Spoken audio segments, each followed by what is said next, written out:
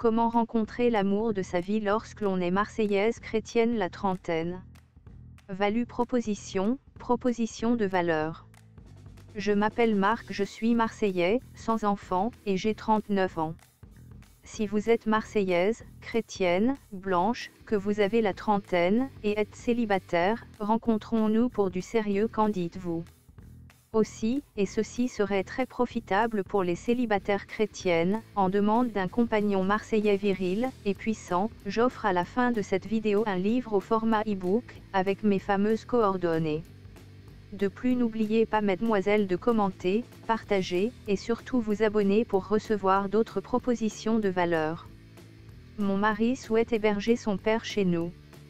Cette semaine, Marc répond à une lectrice dont le mari souhaite héberger son père, gravement malade, chez eux. Salut.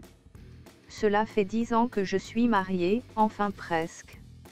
J'ai rencontré mon mari sur un site de rencontre.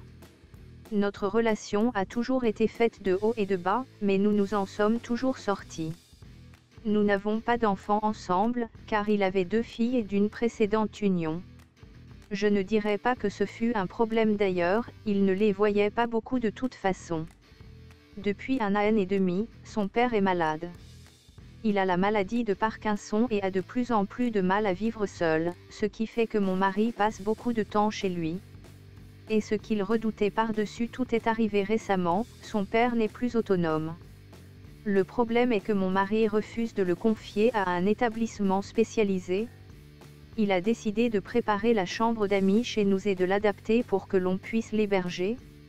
Au début, je ne savais pas trop quoi dire, car j'étais extrêmement surprise par ce choix.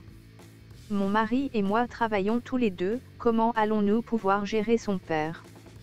Dès que j'aborde ce sujet avec lui, il se ferme et me fait comprendre que c'est non négociable. Que puis-je faire? Je ne me vois pas vivre les prochaines années de ma vie avec son père à la maison. L'avis de Marc. Chère féminote.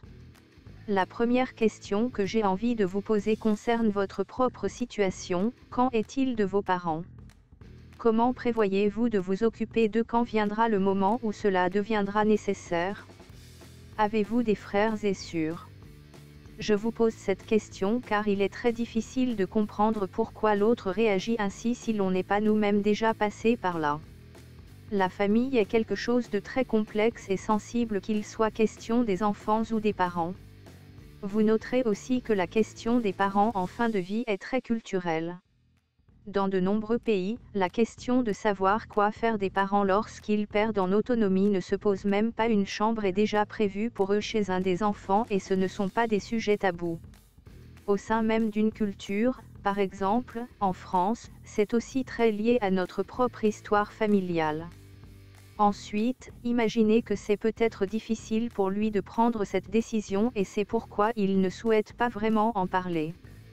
Peut-être a-t-il peur de vous montrer ses doutes et tente-t-il de rester sur sa ligne de conduite? Voir ses parents vieillir et nous quitter petit à petit est une source de souffrance indicable et qu'il est très difficile de partager.